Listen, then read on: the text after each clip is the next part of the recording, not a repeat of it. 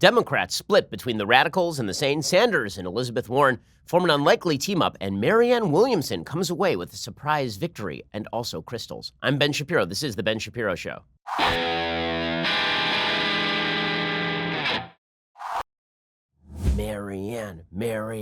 Marianne.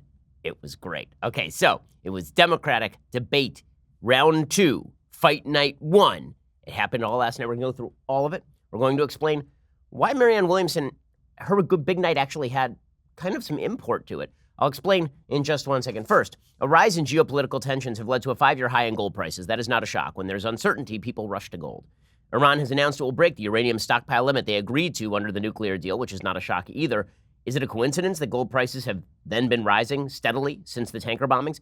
No, because again, gold is that safe haven against uncertainty for a lot of people. Is it part of your plan? Well, it should be. It's part of my plan. Can your plan afford another hit like the last downturn when the S&P dropped 50%? You should hedge at least a little bit against inflation and uncertainty and instability with precious metals. I don't mean like take all your assets, liquidate them, and buy gold. I mean that it is diversifying against the market, and that's always a good idea, having something in gold. Gold has never been worth zero. It is the all-purpose currency, and there is something to be said for the idea that at least part of your portfolio is going to be insured against the possible chaos to come always. Birch Gold Group, they're the folks that I trust. They have thousands of satisfied customers, countless 5-star reviews, an A-plus rating with the Better Business Bureau. Contact Birch Gold Group right now. Get a free information kit on physical precious metals. See if diversifying into gold and silver makes sense for you. They have a comprehensive 16-page kit. Shows how gold and silver can protect your savings. You can get that no-cost, no-obligation kit by texting BEN to 474747. Again, text BEN, my name, to 474747. Birch Gold, the folks that I trust with precious metals investing. Alrighty, so it was the Democratic debates, round 2, fight night 1. So tonight is the other one. Tonight is the one with Joe Biden and Kamala Harris and Cory Booker, and it's going to be all race all the time. Can old Joe get up off the mat? But last night was fascinating for another reason. It really highlighted the division inside the Democratic Party between the sane and the insane. The insane right now have their hands on the steering wheel. When I say the insane, I mean the people who are proposing massive, radical change to the United States. People like Elizabeth Warren, people like Bernie Sanders, people, yes, like Pete Buttigieg, who originally came out as a moderate and then has sort of backtracked ever since, all the way to the point where he is now suggesting you're a bad Christian if you don't support his ideas on minimum wage. And so there is this radical wing of the party. Then there is the moderate wing of the party. And actually last night on the stage, the moderates outnumbered the radicals. The moderates on stage were folks like Amy Klobuchar and Tim Ryan from Ohio and John Delaney, who actually showed pretty well, former congressperson, and Steve Bullock from Montana. And what these divisions between the radicals and the sane showed is that when asked very simple questions, the radicals simply could not defend their policies. And they are running far to the left on the idea of grand visions, grandiose plans for the future. And the moderates are sitting over there going, guys, you're going to lose, right? You pushing too hard means that it will be a referendum on our policy. It won't be a referendum on President Trump anymore. So they were trying to grip the coattails of these radical Democrats and try to haul them back over the edge of the cliff. And while it was pretty obvious that the radicals had no answers, it obviously wasn't working in the hall because the applause lines were all for the radicals in the hall, which makes sense. It's a primary. But all of these clips are going to live on forever. This is why Rahm Emanuel, former congressperson, former chief of staff for Barack Obama, was saying openly yesterday that the Democrats are busy alienating an enormous percentage of the population with their prescriptions. Now, the person who came away with the big win last night was the person who channeled the spirit of radicalism without actually any of the policy. See, what last night exposed more than anything else is that folks who are very into the radicalism of the Democratic Party, very into the radical left, Medicare for all, no first use of nuclear weapons, people who want to decriminalize illegal immigration. What this showed, this debate last night, is that it's not that those policies are inherently popular or inherently wonderful. People aren't resonating to the policies. They're resonating to the notion put forward by the radicals that a change in policy will occasion a change in the spirit of man.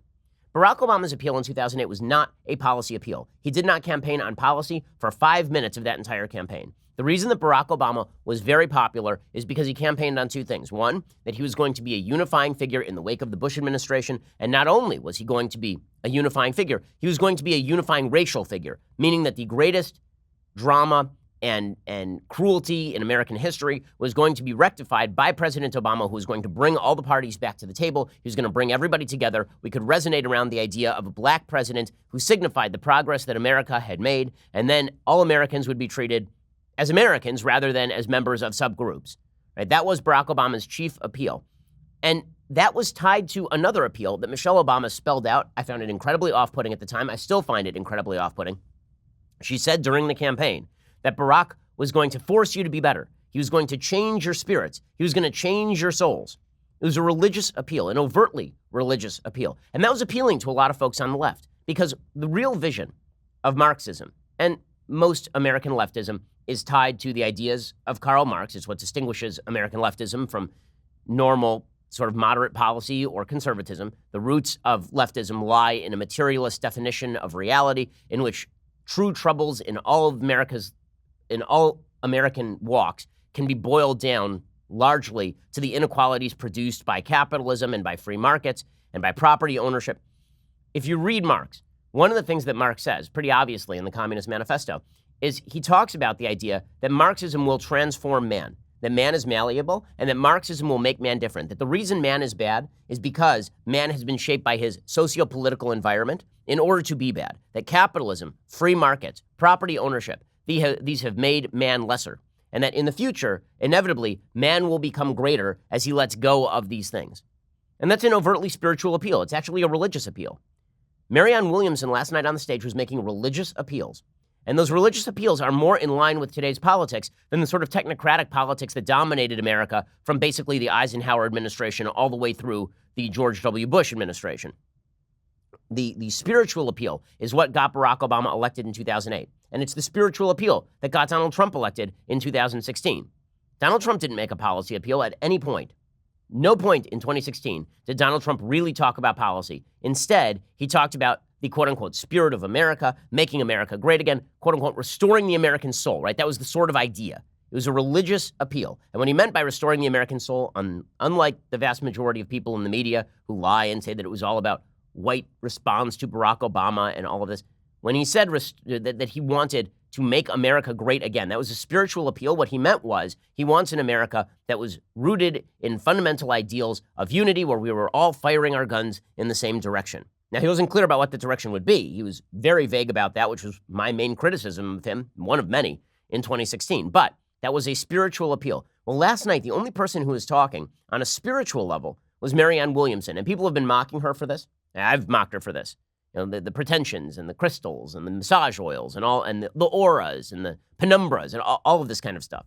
And it is weird. It's weird. But there is something she was doing last night that operated on a different level than the other Democratic candidates. This doesn't mean she's going to win the nomination. It does mean that whichever Democrat channels the zeitgeist that Marianne Williamson is attempting to channel is going to win the nomination and maybe the presidency. Because what she was doing last night was not talking about the wonders of Medicare for all. What she was doing last night instead was talking about changing the American soul. And in a debate where the moderates were basically kicking around the radicals on policy, she's the only one who rose above it. So she was saying the same sort of stuff. I mean, she did an interview last night where she was specifically asked, what kind of Democrat was she? So she was asked this by Anderson Cooper, what kind of Democrat are you? And Marianne Williamson is charmingly kooky. I mean, even obviously Anderson Cooper is very much charmed by her. And she's inherently hilarious because she is charmingly kooky. But she says in the middle of this interview, in the one substantive point, that she is a Bernie Sanders, Elizabeth Warren Democrat. But that's not what came across last night because, again, she wasn't speaking at the level of politics. She was speaking at the level of dark forces and American spirits and all the rest of this. Here's where she identifies politically and also why she's kind of charming. I mean, I just find it really interesting, this notion that a plan is not enough, and who else, does anybody else that you have seen of all 20? Why do you need anybody else? You got me. And what if there's anybody else? No, that's my point. Well, yeah, I agree. There is no one else like you on that stage that I can.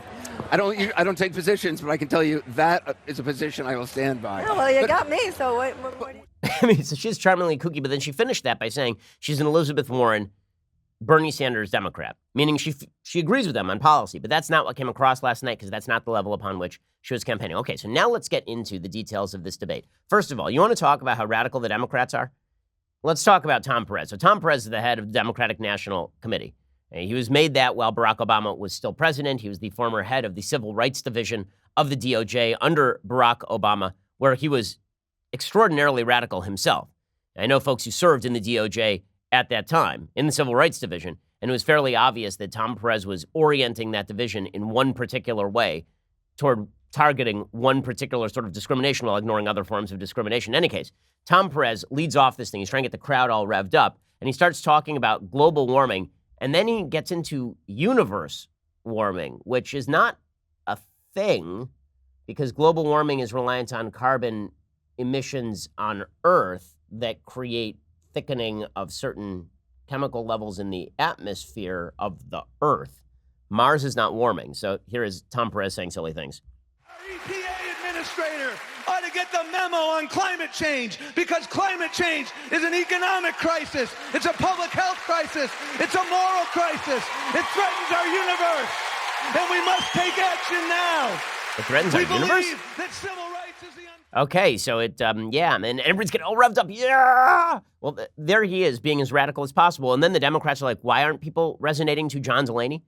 Because the head of your party is a crazy person who's standing up there talking about universe warming.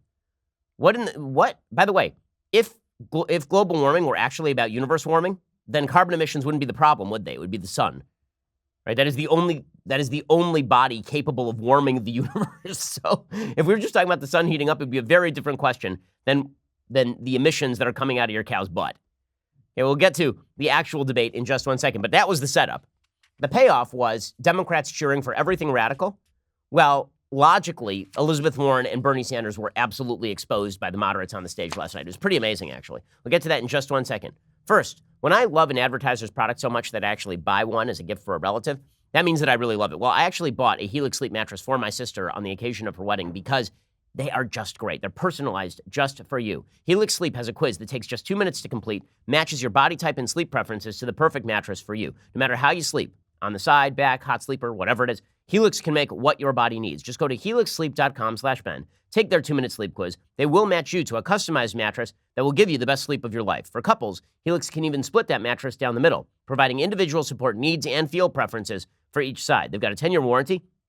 You get to try it out for 100 nights risk-free. They'll even pick it up for you if you don't love it, but I promise you will. How do I promise? Because I have a Helix Sleep mattress. It is indeed phenomenal. Helix is offering up to $125 off all mattress orders for our listeners. Get up to $125 off at helixsleep.com/Ben. That's helixsleep.com/Ben for up to $125 off your mattress order. helixsleep.com/Ben. Go check them out. My wife and I took the 2-minute sleep quiz. We got the personalized mattress. It's fantastic. You should have one too. helixsleep.com/Ben. Use the /Ben to get up to $125 off. helixsleep.com/Ben. Okay, so let's jump into the actual debate. So everybody sort of gave their opening statements, and their opening statements made fairly clear where exactly they are on the spectrum. Elizabeth Warren is vying for the progressive wing of the Democratic Party against Bernie Sanders. Now, what was weird about this debate last night is you would have expected at some point Warren to go after Sanders or Sanders to go after Warren.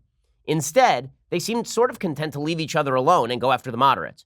That's not going to help either of them because this is Highlander. There can be only one. If Warren and Sanders stay in the race, Joe Biden is the nominee. It's that simple. If Warren and Sanders stay in the race together and they're both earning double digits, Joe Biden is the nominee. One has to take out the other. Well, Sanders isn't going anywhere.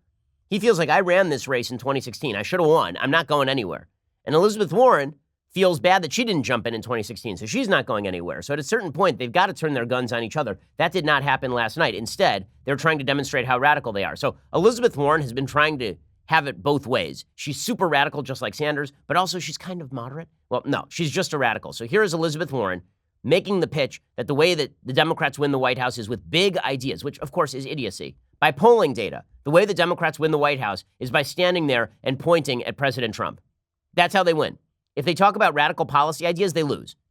And as we'll see, there were some Democrats on stage last night who actually pointed this out. So here's Elizabeth Warren saying, we need courage. We need strength. And the base cheering along. Good luck with this. We're not going to solve the urgent problems that we face with small ideas and spinelessness. We're going to solve them by being the Democratic Party of big structural change. Okay, so big structural change. That's her shtick. Okay, and then she was asked, this is my favorite part of the debate. There are a couple of points where Warren really sort of demonstrated what she is. So Tapper asked Warren about her statement that she is a capitalist. And he says, why are you a capitalist? And Warren basically says, I'm a capitalist because I'm a communist. Thank you, That's Governor. how I win. That's how we Thank you, can Governor. take back the office. Senator Warren, you make it a point to say that you're a capitalist. Is that your way of convincing voters that you might be a safer choice than Senator Sanders? No, it is my way of talking about I know how to fight and I know how to win. Democrats win when we figure out what is right and we get out there and fight for it. I am not afraid. And for Democrats to win, you can't be afraid either. Boy, is she a low-rent Hillary Clinton. I mean, my goodness, she is rehearsed and she is canned, but I love that her answer to, is the reason that you're saying that you're a capitalist because you don't want to be Bernie Sanders, her saying, yes, basically. She says, no, it is my way of talking about how I know how to fight and I know how to win. Meaning, if I say that I'm not a capitalist, then I go the way of Bernie, so I'm not doing that. So basically, she just answered yes to a question to which she answered no. How horrible is Elizabeth Warren? Elizabeth Warren is so horrible. John Delaney, who's an actual business person, was asked about the wealth tax, and before he starts to answer, Don Lemon, who is just, as we will see, the worst Democrat debate facilitator ever. He's just terrible because he should be on the stage. If he actually wants to run, he should just run. John Delaney's asked about his wealth. Elizabeth Warren literally stood there and took her hands and started doing this with her hands in eagerness at taking John Delaney's money. I mean, it's unbelievable. Here was that moment. Your estimated net worth is more than $65 million. That would make you subject to Senator Warren's proposed wealth tax on the assets of the richest 75,000 households or so in the United States. What in the hell is wrong with this person? What in the hell is wrong with her? She's sitting there and she's literally taking her own hands and rubbing her hands in anticipation of taking John Delaney's wealth. Who are you? Why?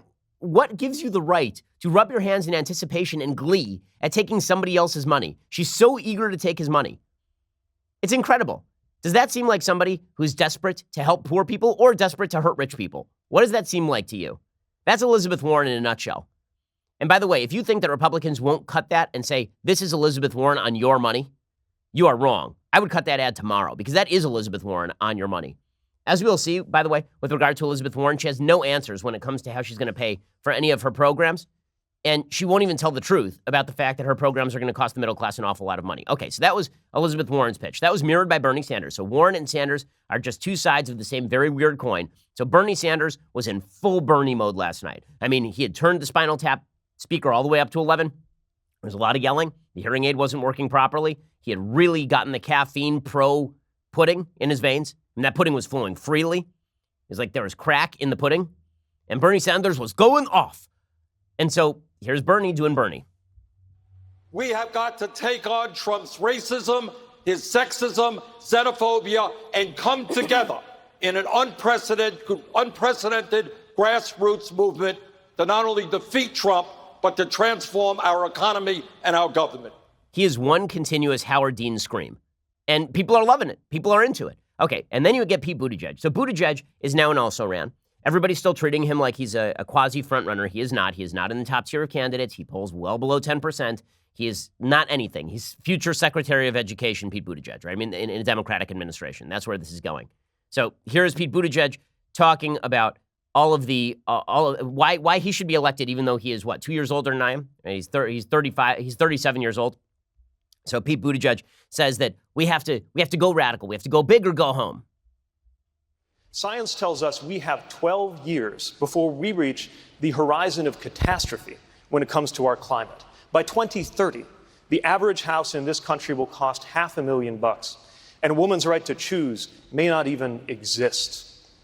We're not going to be able to meet this moment by recycling the same arguments, policies, and politicians that have dominated Washington for as long as I have been alive. Okay, so again, it's going to be, I'm young, and I'm radical, and I'm here. Okay, so that was the radical wing of the Democratic Party last night. Then you got to the reasonable people. And when I say reasonable, I don't mean Republican. I just mean people who are not totally crazy. Okay, Amy Klobuchar gets up there, and she says, listen, a lot of people are going to promise you stuff, but we have to live in reality, and I can win. You're going to hear a lot of promises up here, but I'm going to tell you this. Yes, I have bold ideas, but they are grounded in reality. And yes, I will make some simple promises. I can win this. I'm from the Midwest. And not inspiring I have anybody, obviously. That's not inspiring anybody, but but it is a reasonable pitch. And that was the pitch that was been made by a bunch of different candidates on the stage last night. Right? Steve Bullock, who is the governor of Montana, he made the same pitch. He said, listen, you guys are all going crazy.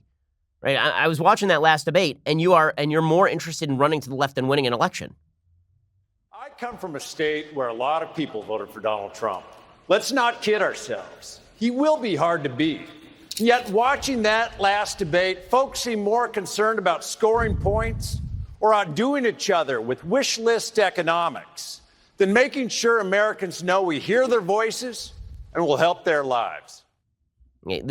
This, of course, is exactly right if they actually wanted to win. John Delaney, who had a good night last night, former congressperson, he said the same thing. He said, we can go down the Sanders and Warren route, and then we'll lose. Then we'll lose.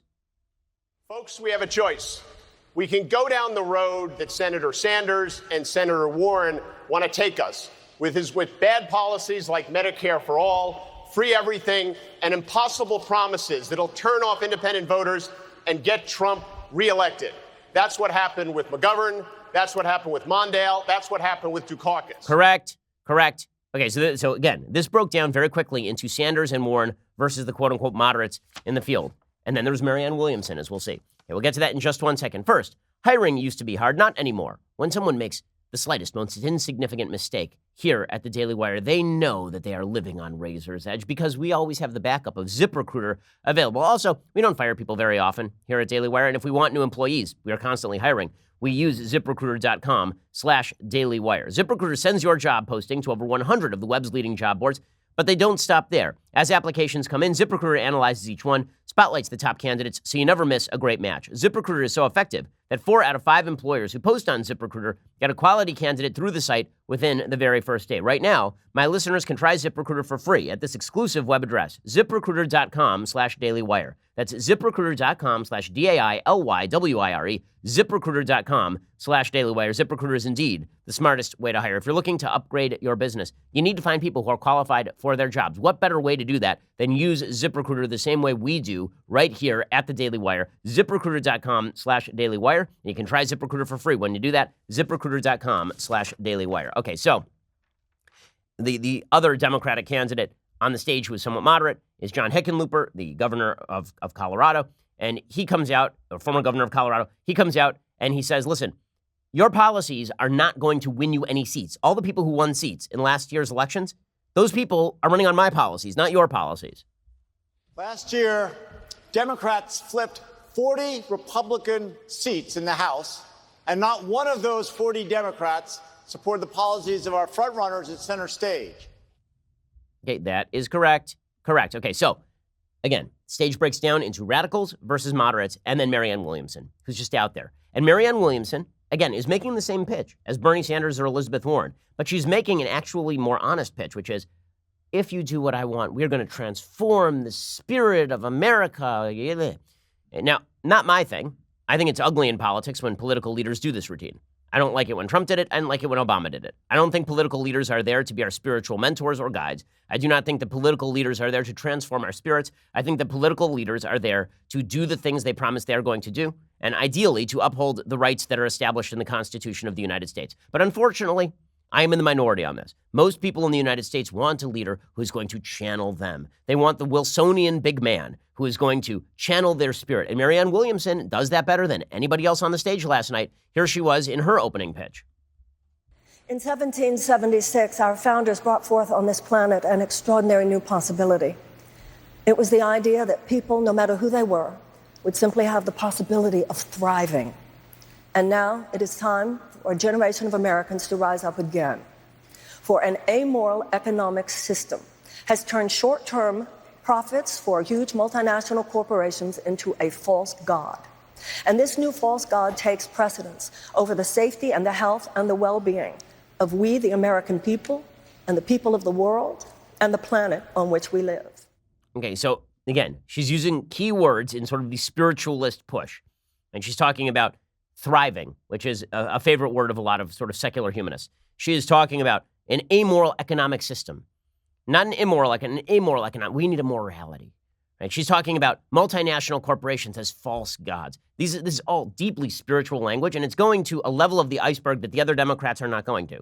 The other Democrats are talking about policy here on the top of the iceberg. Marianne Williamson is going beneath the surface of the iceberg. Now, again, Does that mean she wins the nomination? No. It means that she is channeling something in the Democratic Party right now and in the American political system more broadly that goes deeper than the political debate. So I know we're not supposed to take her seriously, but she's going to have a moment. She's going to have a moment. It's happening right now. Okay, now in a second, I want to get to the actual battles that happen, because as we will see, the reason Marianne Williamson sort of flies over the top in this debate is because Elizabeth Warren and Bernie Sanders, on any objective level, got brought back down to earth last night on their policy. Okay, so let's talk about that. So there was a lot of talk about healthcare last night.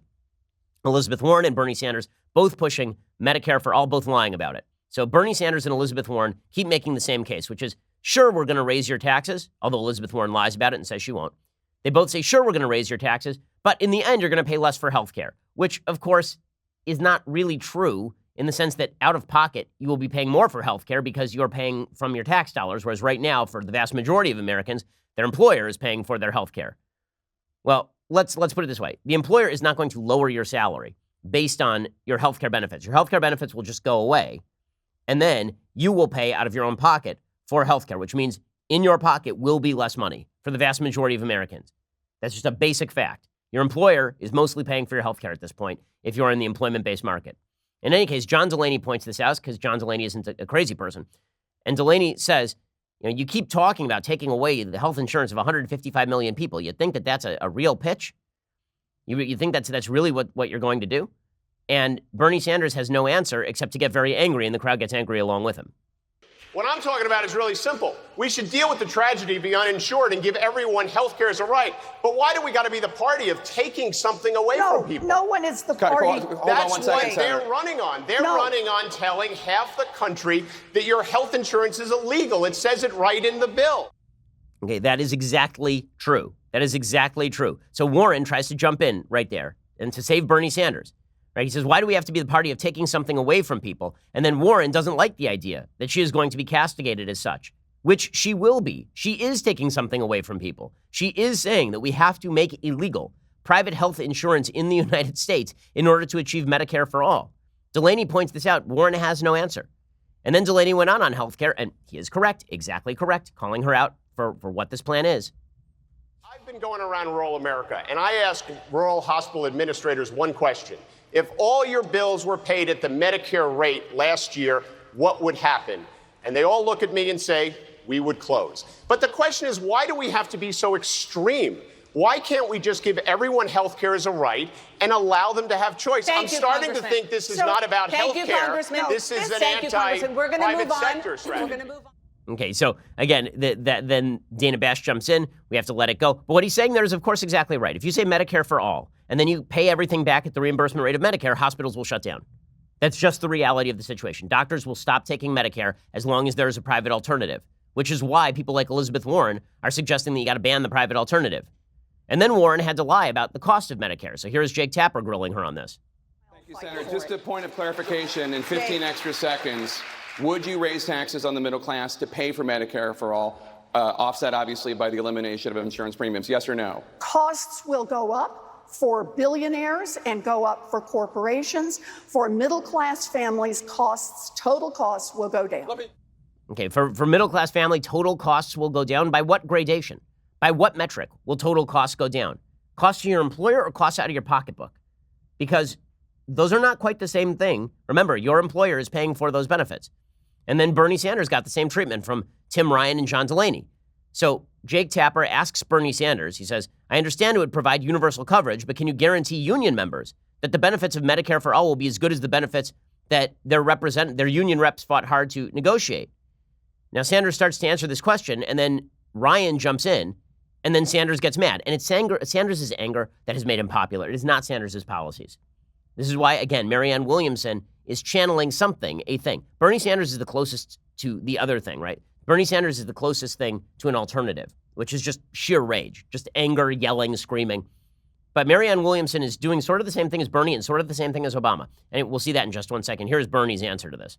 Now, I understand that it would provide universal coverage, but can you guarantee those union members that the benefits under Medicare for all will be as good as the benefits that their representatives, their union reps, fought hard to negotiate? Well, two things. They will be better because Medicare for all is comprehensive. It covers all health care needs. For senior citizens, it will finally include dental care, hearing aids, and eyeglasses. But you don't know Second of all, you don't know that, second Bernie. of all, We'll come to you in a second, I do know, Congressman. and I wrote the damn bill.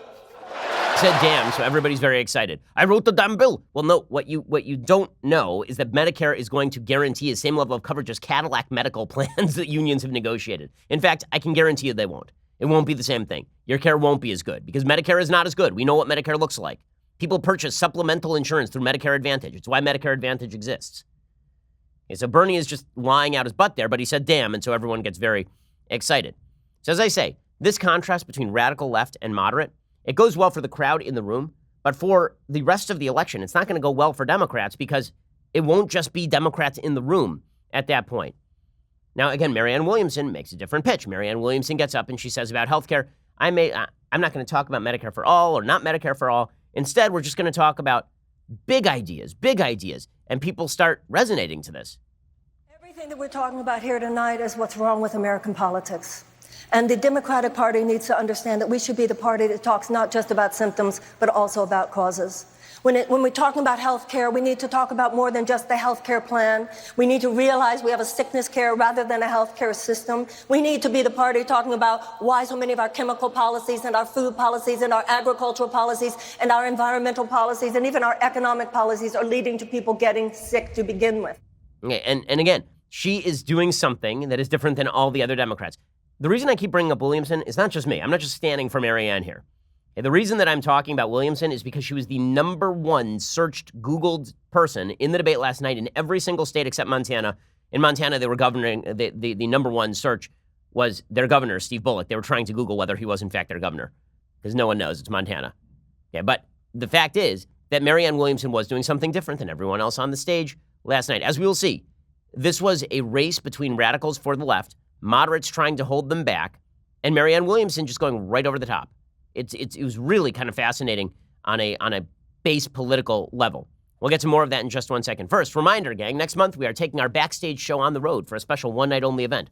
August 21st, the beautiful Terrace Theater in Long Beach, California. I know it's a bit of a drive for those of you who are in Los Angeles, but it's pretty much our only event in LA area this year, so you should come on out and join us. It's me, Daily Wire God King Jeremy Boring, Andrew Klavan, the execrable Michael Knowles.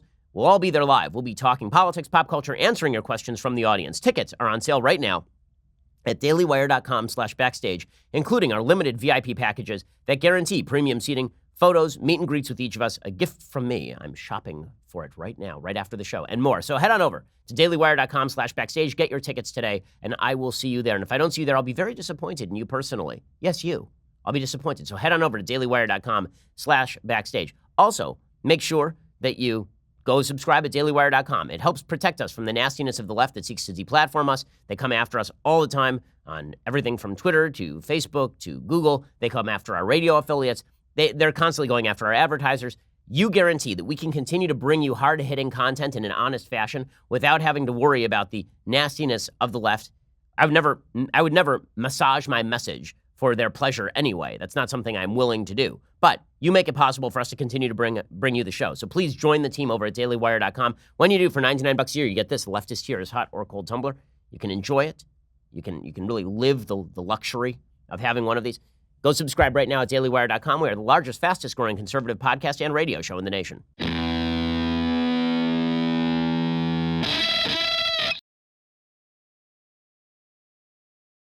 So Democrats racing for the left on immigration. Elizabeth Warren repeated her nonsense about decriminalizing border crossings, which of course would only incentivize people to cross the border illegally between points of entry, instead of waiting to be processed at a point of entry, at which point you're going to be presumably detained and then family separations take place. Instead, you try to cross at a non-port of entry and then you just enter the country illegally and you wait for amnesty.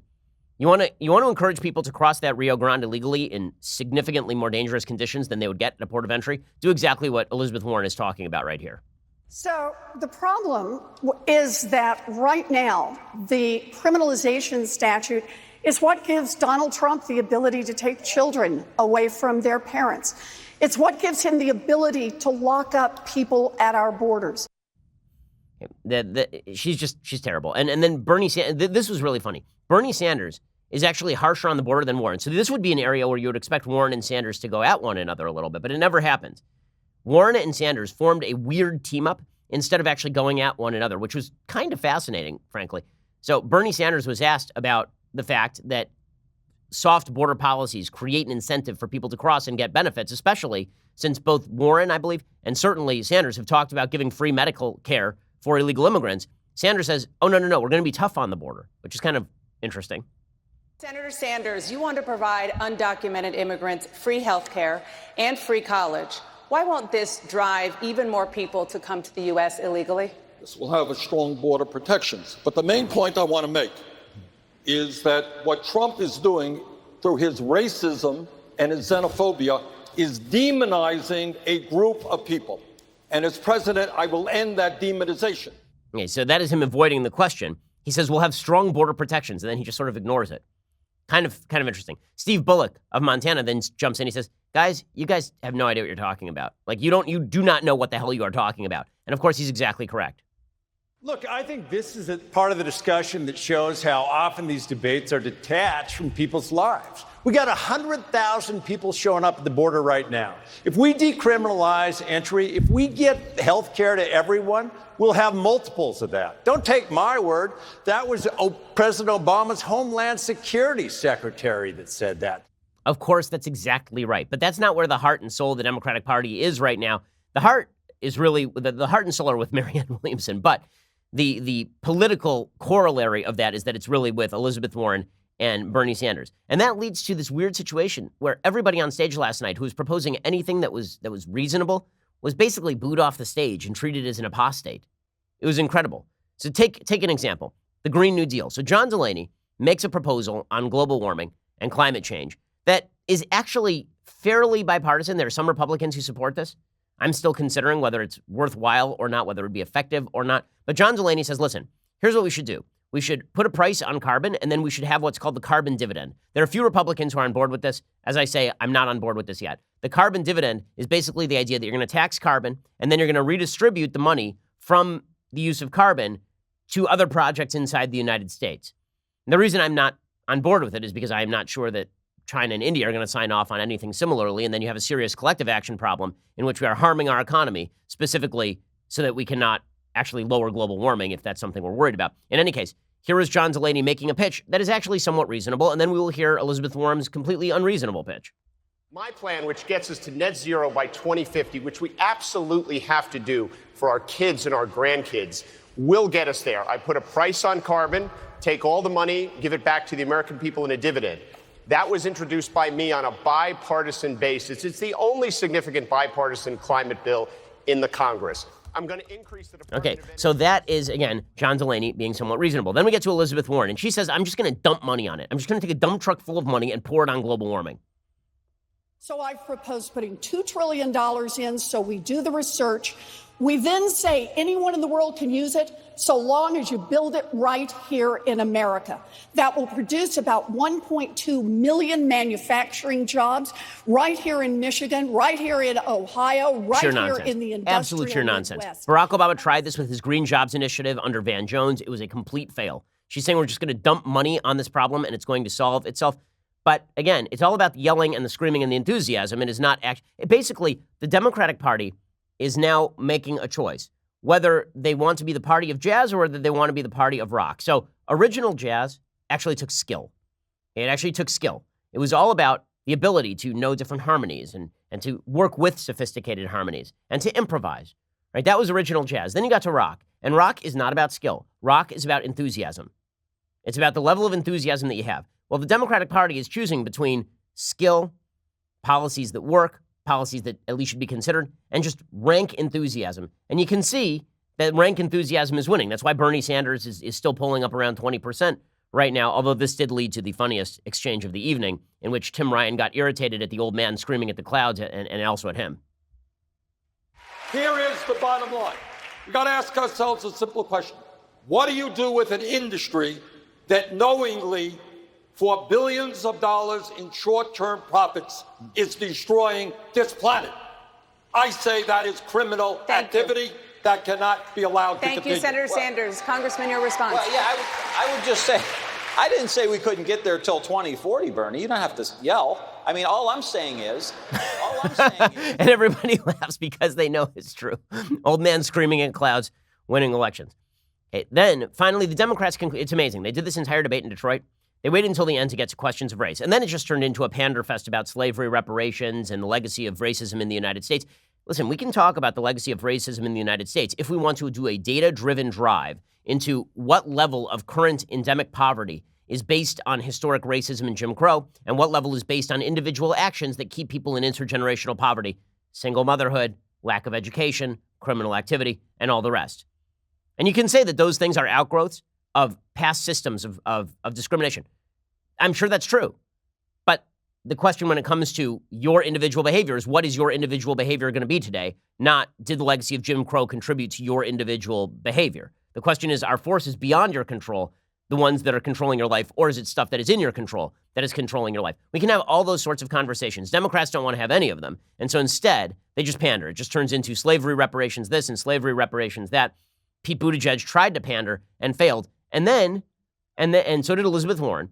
And then Marianne Williamson stepped in. Again, it was her night. She's the one who had the best night. So Pete Buttigieg said, he had this very awkward line where he said that the racial divide lives within me. I'm like, what the hell does that mean? What does that even, like, you're white, dude, what? As an urban mayor serving a diverse community, the racial divide lives within me. Nothing. I'm not saying I don't know what the hell that means. Then Elizabeth Warren jumps in, and she, of course, is going to go as radical as she can because she's going to out-enthusiasm everybody. We need to call out white supremacy for what it is, domestic terrorism, and it poses a threat to the United States of America.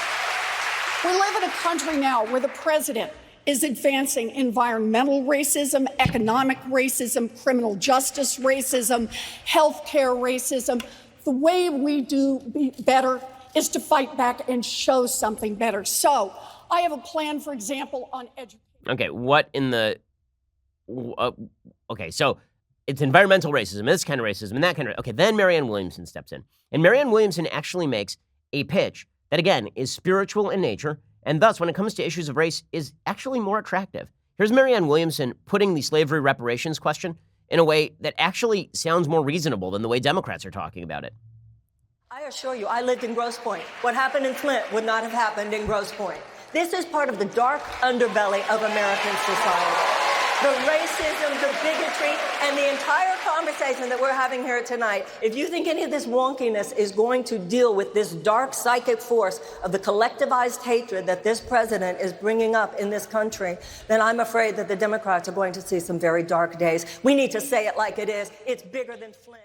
Okay, and so, again, she's wrong. Flint is governed by minorities. I mean, the folks who are, the mayor of Flint was black at the time. The folks who were involved in the Flint water crisis were of minority descent. It wasn't white people cramming down a situation on Flint.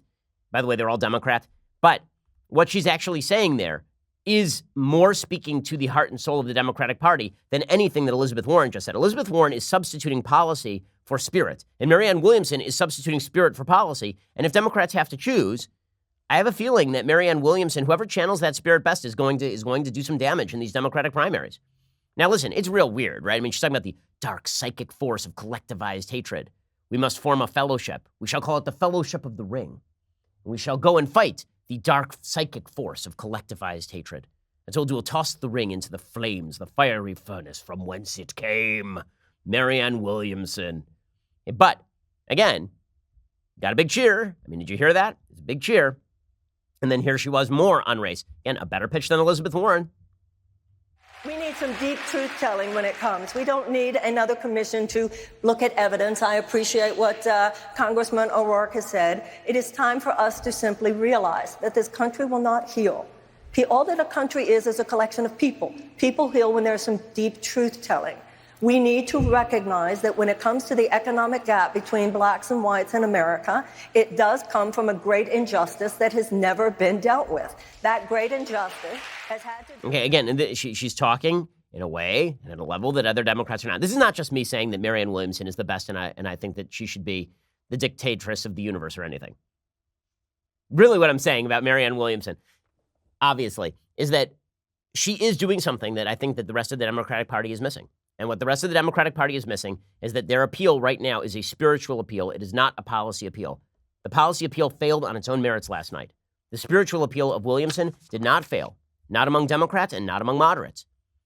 She is the Trump of the Democratic Party, except she's not as famous. If she were more famous, she would be leading this race right now among Democrats. It's pretty obvious that that is the case, by the way. I mean, listen to the way that Williamson closed the debate last night. Nobody else had anything remotely memorable. The only memorable stuff that was said last night was all said by Marianne Williamson. Here's Marianne Williamson's closing. Yes, our problem is not just that we need to defeat Donald Trump. We need a plan to solve institutionalized hatred, collectivized hatred, and white nationalism. I want a politics that goes much deeper. I want a politics that speaks to the heart. Because the only way to fight, you keep talking about how we're going to fight Donald Trump. You can't fight dog whistles. You have to override them. And the only way you can override them is with new voices, voices of energy that only come from the fact that America has been willing to live up to our own mistakes, atone for our own mistakes, make amends for our own mistakes, love each other, love our democracy, love future generations, something emotional and psychological that will not be emerging from anything on this stage. It will emerge from something I'm the one who's qualified to bring forth. Congressman Delaney? Okay, that's her pitch, and her pitch is stronger than the pitch of other Democrats. Also, I will point, and you know how you can tell this? Look at this exchange between Elizabeth Warren and Chris Matthews. I must say.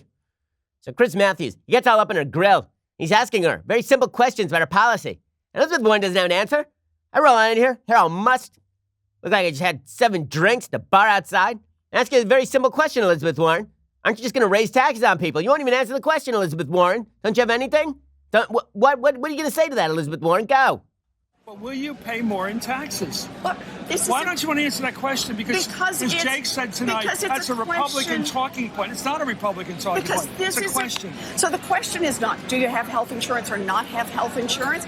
The question is, how much are you going to have to dig in your pocket to pay? I know that's the answer that you'd like to give, but will your taxes go up? The question is your total cost. Okay, but there's no answer to the question will your taxes There go up? is an answer to the question about your costs. How about taxes? Because it's costs that matter to people. I'm not kidding. Okay, that is exactly right what Chris Matthews is saying. And she's got nothing. Okay, Chris Matthews takes her apart in 20 seconds flat right there. Now check out Marianne Williamson, who will not be owned by a child. She will own that child. Here's Marianne Williamson being asked by a child about if she has a pet. Come on, this is great stuff. This is fantastic. Do you have a pet? Do I have a pet? I had a cat and the cat died. She said the cat's dead, guys. Sorry, she did have a cat and the cat died. Owning the children with facts and logic, Marianne Williamson. Again, I'm not saying Marianne Williamson wins the nomination. I'm saying that if Democrats keep playing this game where they think that radicalism for radicalism's own sake is going to be the victorious notion, they're actually missing the appeal of their own appeal, which is a religious appeal in nature. Williamson understands this. Barack Obama understood this in 2008. I'm not sure there's any Democrat who really understands this, and that's why I think that they're having a real rough time with Trump, who makes a spiritual appeal to Americans. You may not like his spiritual appeal. I don't like parts of his spiritual appeal. I think that spiritual appeals in politics, as I said before, are stupid and wrong generally. But I also think that Williamson is doing something no other Democrat is doing, and if they can't capture what she's doing, they're going to lose. Okay, one final note. Don Lemon is terrible. So let me just point out that Don Lemon at CNN, who helped moderate this debate, is awful at his job. The fact that he is considered as an objective journalist is ridiculous. Here's a question that he asked last night. It's just insane. Senator Klobuchar, what do you say to those Trump voters who prioritize the economy over the president's bigotry? Oh, yes, that's exactly. Okay. First of all, By the way, Klobuchar gave the right answer. She said, first of all, Trump voters don't do that. Trump voters aren't just saying bigotry is fine, but so long as I like the economics. She said, I'm not going to call Trump voters racist. But Don Lemon is fine calling Trump voters racist, right? Saying they don't care if the president is a vicious bigot so long as they get their tax cut. What journalisming from Don Lemon. What a great objective journalist he is. CNN, the most trusted name in news. What a joke. Alrighty, normally I would do some things I like and things I hate today. But frankly, I'm all tuckered out from that debate recap. We'll have 2 more hours of content for you later today. We'll go through some of the clips that we weren't able to get to. We'll also preview tonight's big debate and Mario Lopez in trouble for saying absolutely reasonable things about transgender. We'll get into all that a little bit later. We'll do that, or we'll see you here tomorrow. I'm Ben Shapiro. This is The Ben Shapiro Show.